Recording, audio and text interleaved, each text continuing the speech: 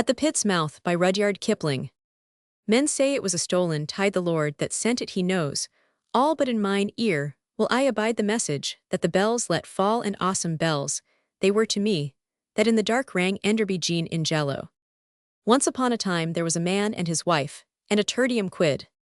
All three were unwise, but the wife was the unwisest. The man should have looked after his wife, who should have avoided the tertium quid, who again should have married a wife of his own, after clean and open flirtations, to which nobody can possibly object round Jacko or Observatory Hill, when you see a young man with his pony, in a white lather, and his hat on the back of his head, flying downhill at 15 miles an hour to meet a girl who will be properly surprised to meet him. You naturally approve of that young man, and wish him staff appointments, and take an interest in his welfare. And as the proper time comes, give them sugar tongs, or side saddles, according to your means and generosity. The tertium quid flew downhill on horseback, but it was to meet the man's wife, and when he flew uphill, it was for the same end. The man was in the plains earning money for his wife to spend on dresses, and 400 rupee bracelets, and inexpensive luxuries of that kind. He worked very hard, and sent her a letter or a postcard daily. She also wrote to him daily, and said that she was longing for him to come up to Simla. The tertium quid used to lean over her shoulder and laugh, as she wrote the notes. Then the two would ride to the post office together. Now Simla is a strange place, and its customs are peculiar, nor is any man who has not spent at least 10 seasons there qualified to pass judgment on circumstantial evidence, which is the most untrustworthy in the courts. For these reasons, and for others which need not appear, I decline to state positively whether there was anything irretrievably wrong in the relations between the man's wife and the tertium quid. If there was, and hereon, you must form your own opinion, it was the man's wife's fault. She was kittenish in her manners, wearing generally an air of soft and fluffy innocence, but she was deadly learned and evil instructed. And now and again, when the mask dropped, men saw this, shuddered, and almost drew back. Men are occasionally particular, and the least particular men are always the most exacting. Simla is eccentric in its fashion of tearing friendships. Certain attachments, which have set and crystallized through half a dozen seasons, acquire almost the sanctity of the marriage bond, and are revered as such. Again, certain attachments equally old, and to all appearance equally venerable, never seem to win any recognized official status, while a chance-sprung acquaintance, now 2 months born, steps into the place, which by right belongs to the senior. There is no law reducible to print which regulates these affairs. Some people have a gift which secures them infinite toleration, and others have not. The man's wife had not. If she looked over the garden wall, for instance, women taxed her with stealing their husbands. She complained pathetically that she was not allowed to choose her own friends, when she put up her big white muff to her lips and gazed over it, and under her eyebrows at you. As she said this thing, you felt that she had been infamously misjudged, and that all the other women's instincts were all wrong, which was absurd. She was not allowed to own the tertium quid in peace, and was so strangely constructed that she would not have enjoyed peace had she been so permitted. She preferred some semblance of intrigue to cloak even her most commonplace actions. After 2 months of riding, first round Jacko, then Elysium, then Summer Hill, then Observatory Hill, then under Jutog, and lastly up and down the cart road as far as the Tara Davy Gap in the dusk, she said to the tertium quid, "Frank people say we are too much together, and people are so horrid." The tertium quid pulled his mustache and replied that horrid people were unworthy of the consideration of nice people. "But they have done more than talk. They have written to my hubby, I'm sure of it," said the man's wife, and she pulled a letter from her husband out of her saddle pocket and gave it to the tertium quid. It was an honest letter written by an honest man, then stewing in the plains on 200 rupees a month, for he allowed his wife 850, and in a silk banyan and cotton trousers. It is said that perhaps she had no thought of the unwisdom of allowing her name to be so generally coupled with the tertium quids, that she was too much of a child to understand the dangers of that sort of thing, that he, her husband, was the last man in the world to interfere jealously with her little amusements and interests, but that it would be better were she to drop the tertium quid quietly.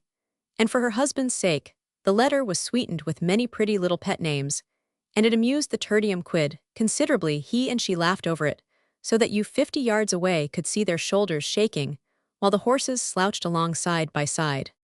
Their conversation was not worth reporting. The upshot of it was that next day no one saw the man's wife, and the tertium quid together, they had both gone down to the cemetery, which as a rule is only visited officially by the inhabitants of Simla.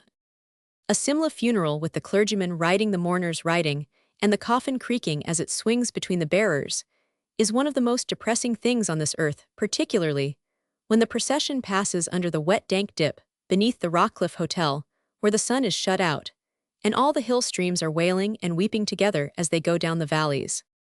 Occasionally folk tend the graves, but we in India shift, and are transferred so often that at the end of the second year, the dead have no friendly acquaintances, who are far too busy amusing themselves up the hill, to attend to old partners. The idea of using a cemetery as a rendezvous is distinctly a feminine one. A man would have said simply, let people talk, well, go down the mall.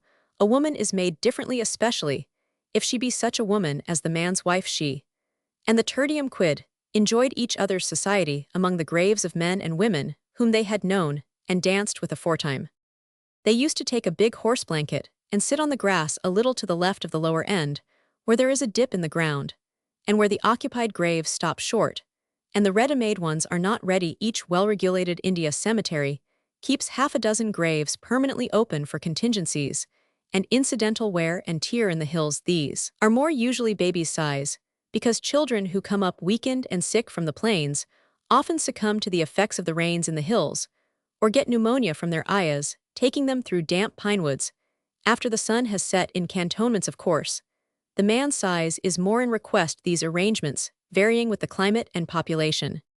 One day when the man's wife and the tertium quid had just arrived in the cemetery, they saw some coolies breaking ground. They had marked out a full-size grave, and the tertium quid asked them whether any sahib was sick. They said that they did not know, but it was an order that they should dig a sahib's grave. Work away, said the tertium quid, and let's see how it's done. The coolies worked away, and the man's wife and the tertium quid watched and talked for a couple of hours, while the grave was being deepened. Then a coolie, taking the earth in blankets, as it was thrown up, jumped over the grave. That's queer, said the tertium quid. Where's my ulster? What's queer, said the man's wife.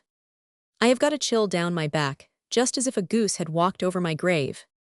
Why do you look at the thing? Then said the man's wife, let us go. The tertium quid stood at the head of the grave, and stared without answering for a space. Then he said, dropping a pebble down, it is nasty, and cold, horribly cold. I don't think I shall come to the cemetery any more. I don't think grave digging is cheerful. The two talked, and agreed that the cemetery was depressing. They also arranged for a ride, next day out from the cemetery, through the Mashabra tunnel up to Fagu and back, because all the world was going to a garden party at Viceregal Lodge, and all the people of Mashabra would go too. Coming up the cemetery road, the tertium quid's horse tried to bolt uphill, being tired with standing so long, and managed to strain a back sinew. I shall have to take the mare tomorrow, said the tertium quid, and she will stand nothing heavier than a snaffle. They made their arrangements to meet in the cemetery, after allowing all the Mashabra people time to pass into Simla. That night it rained heavily, and next day, when the tertium quid came to the trysting place, he saw that the new grave had a foot of water in it, the ground being a tough and sour clay. Jove, that looks beastly, said the tertium quid. Fancy being boarded up and dropped into that well.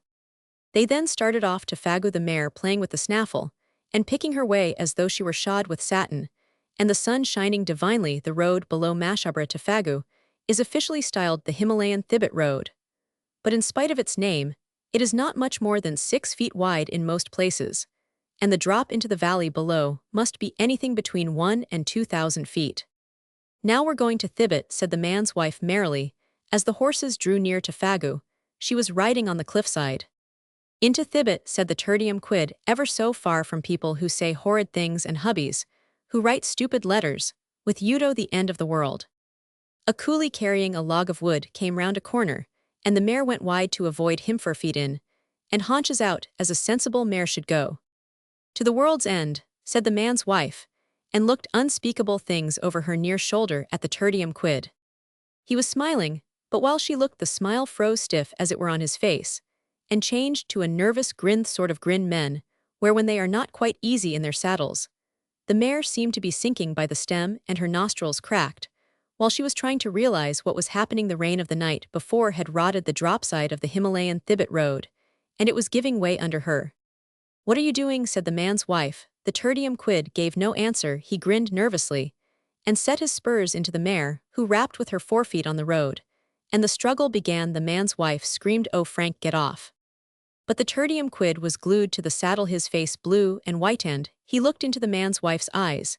Then the man's wife clutched at the mare's head and caught her by the nose. Instead of the bridle, the brute threw up her head and went down with a scream, the tertium quid upon her, and the nervous grin still set on his face.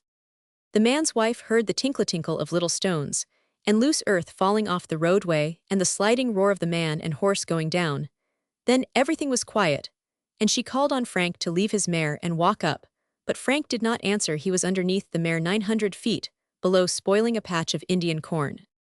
As the revelers came back from Viceregal Lodge in the mist of the evening, they met a temporarily insane woman on a temporarily mad horse, swinging round the corners with her eyes and her mouth open and her head like the head of the Medusa. She was stopped by a man at the risk of his life and taken out of the saddle a limp heap and put on the bank to explain herself. This wasted 20 minutes, and then she was sent home in a lady's rickshaw, still with her mouth open and her hands picking at her riding gloves.